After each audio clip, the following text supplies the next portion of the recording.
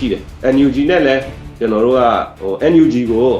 မြန်မာနိုင်ငံရဲ့အရေးကြီးတဲ့အကြီးဆုံးသောထဲကပေါ့ဒီ main actor တယောက်အနေနဲ့ကျွန်တော်တို့အမြဲတမ်းရှုမြင်သုံးသပ်ပါတယ်မျှော်လင့်ချက်လည်းထားတယ်ဒါတပြည်လုံးအတိုင်းအတာနဲ့ပြောတာပေါ့တချို့သော NUG ရဲ့နှုတ်ခပတ်တွေကိုတော့ကျွန်တော်တို့ဘဝင်မကြတာလည်းရှိပါတယ်အထူးသဖြင့်ရခိုင်အရေးတွေမှာသူကမဖြစ်မနေပြောရတယ်ဆိုတဲ့အတိုင်းအတာကိုကျွန်တော်တို့ကလက်ခံတယ်ဒါပေမဲ့တချို့ကိစ္စတွေကလူသားထက်မပိုဖို့လဲကျွန်တော်တို့ကမျှော်လင့်နေပေါ့ဗမာပညာရေးစနစ်မြန်မာပညာရေးစနစ်ဒီမြန်မာပြည်ထဲမှာလည်းနေပြီးမှအညာဒေသတွေကိုလည်းကိုယ်ဒေသလိုပါပဲ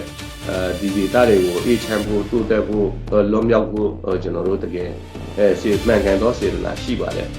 ဒီမြန်မာပြည်သူရဲ့လှုပ်ရှားမှုတွေကိုလည်းကျွန်တော်တို့တက်နိုင်တာအကုန်လုံးကိုပြဝေပြီးမှတက်တည်လျက်ရှိနေပါတယ်